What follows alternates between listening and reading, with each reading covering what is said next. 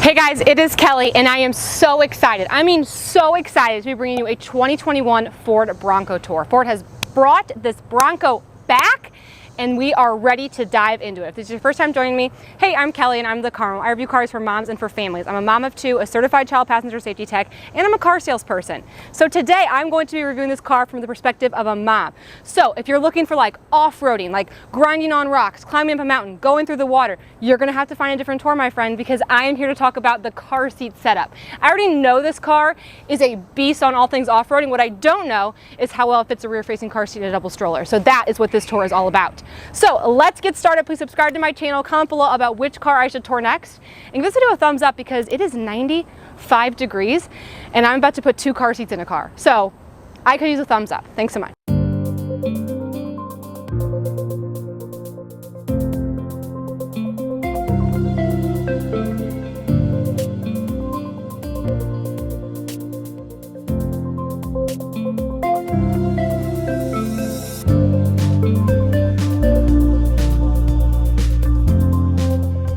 Okay, so let's start with this exterior because I mean, this exterior is amazing. It is one of my favorite redesigns I've seen in a very long time. I mean, everything about this car, it catches your eye on the road. It's sporty, it's rugged, it's fresh, it's futuristic. The color, I could spend a whole video on. It's called Area 51, and if you know anything about me, I love blue cars, but it's gotta be the right shade of blue. This, my friends, for reference, file this under right shade of blue. I'm obsessed with it. The trim level names are darling. We are doing the Big Bend. There's also an Outer Banks. There's a Sasquatch that you can get. I'm all about the fun, like little Boy Scout badges that are on the side of the car. We'll show you that in a second.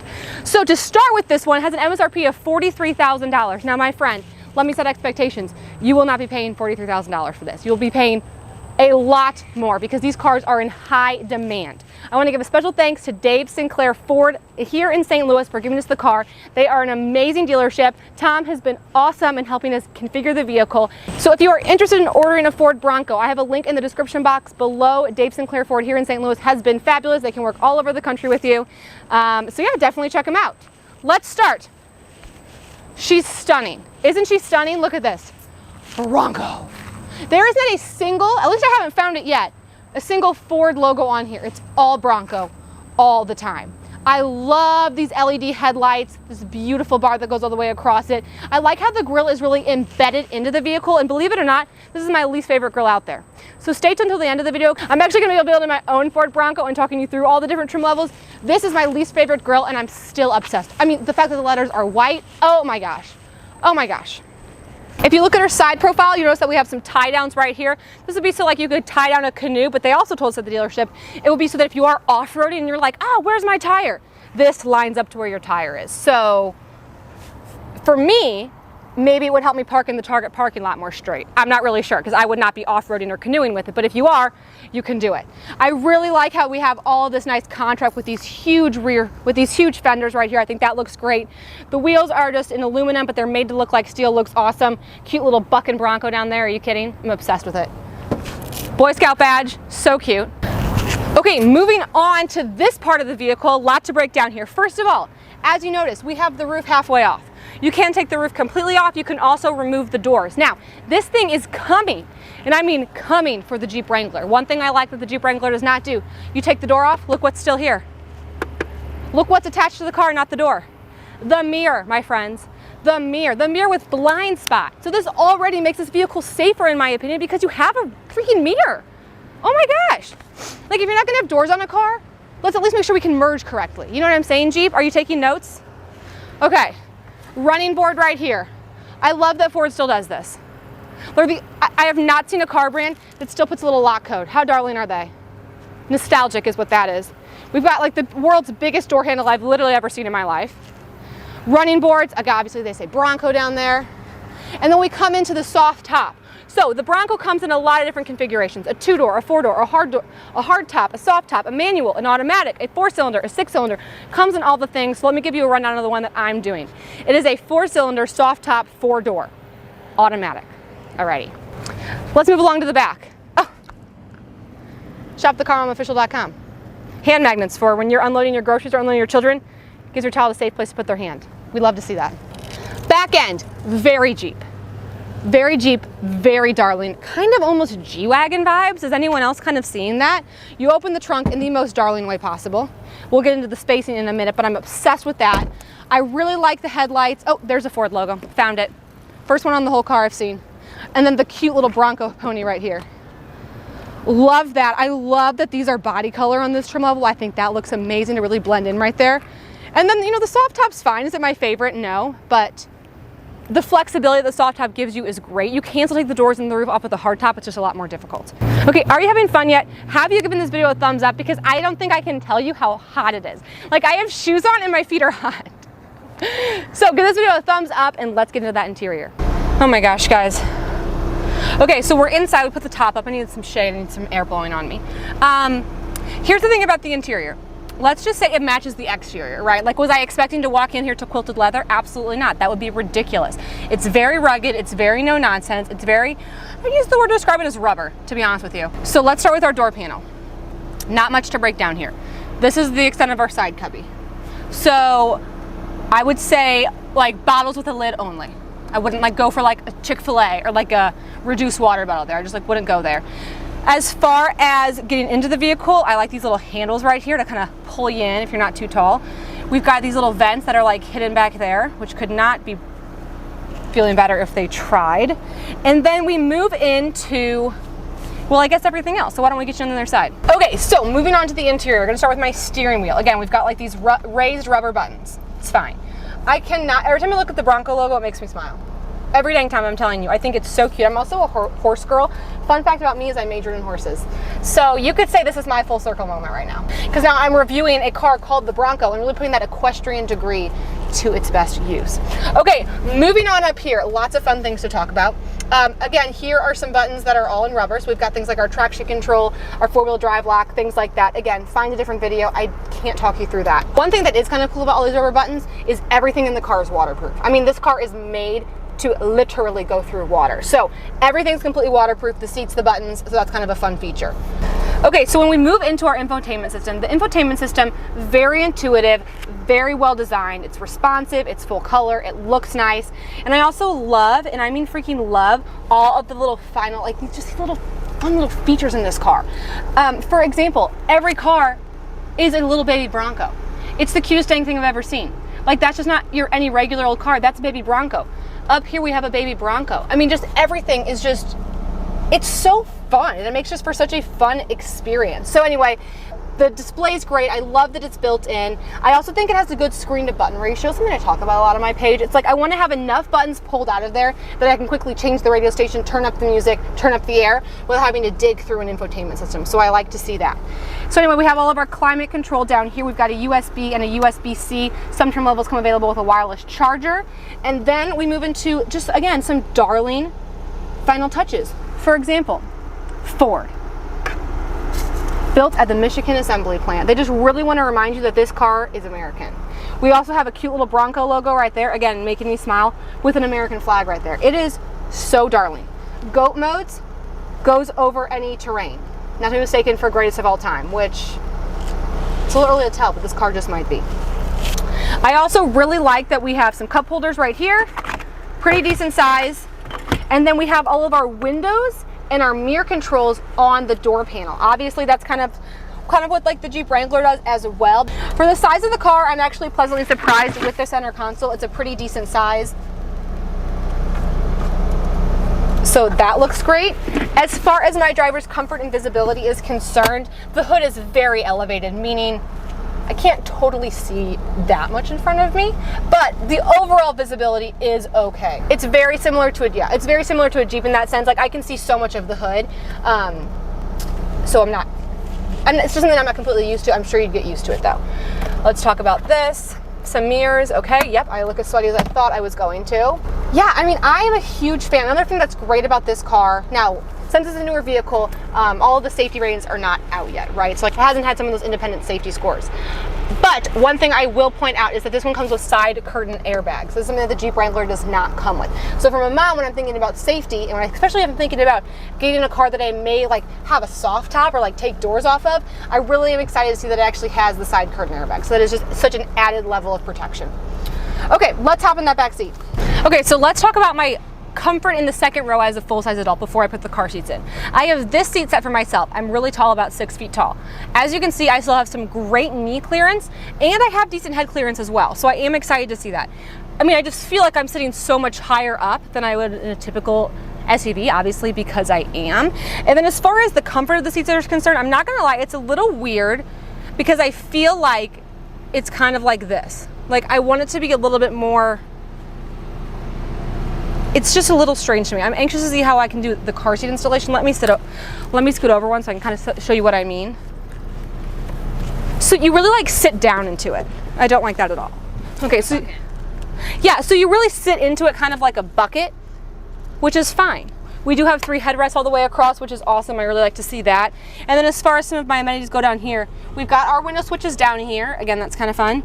And then we've got an outlet and a USB and a USB-C. Also, we love a little O handle for if you are getting into the car or off-roading or whatever else you would use this for. I would probably just like hang laundry from it, to be honest with you. But that's just how I would utilize the car. Okay, so now let's get some car seats in here. So a little bit about the car seat setup. It's nothing to write home about. 2 sets of lower anchors, 3 tether anchors across the back. That is actually the government minimum for what a vehicle has to have. So as far as hardware is concerned, she's nothing special. I don't really think anyone is looking to fit a lot of kids in this car. What I want to see is if we can fit any rear-facing car seats in this vehicle. I'm putting the car seats in. I did want to note the headrests in the outboard seats, actually I think all 3, let me check. Yeah, all 3 headrests are removable, so that is important. I have a Kleck Flow car seat that I'm going to try to install rear-facing. A little bit about the Kleck Flow is that it's one of the more narrow car seats, side to side, a little bit more front to back though. I'm also not thrilled to see that I can't get these seats to recline. So, not that that's required, but I'm able to get a lot tighter installation when I have a seat that can recline because I can use some little leverage for it. So, I wish it reclined. I have 2 car seats that I brought in today, an UPPAbaby Mesa and a Kleck Flow. I'm gonna be honest with you, I had a little bit of trouble with the Kleck Flow installation because of the way these seats are designed. Also, without being able to recline the seat, like I said earlier, I had a little bit of trouble getting a good installation, but I did in fact get the car seat installed securely. I have this seat set for myself, again 6 feet tall, not a lot of clearance to work with.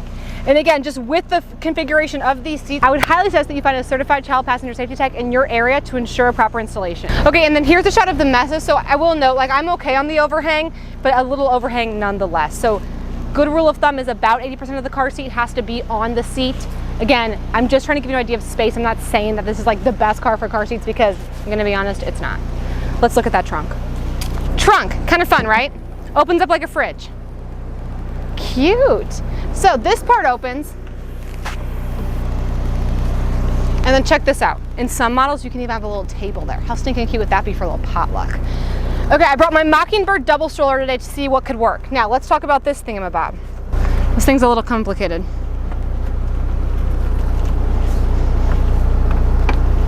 I don't love that.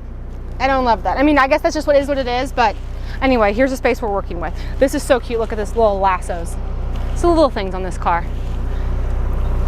The lassos, how stinking cute. Because to be honest, some of the big things, like a good car seat install, are not quite working. But you know what? Not everyone who's gonna watch this has kids in car seats. And like, maybe someone wants an extra car. I sure want an extra car.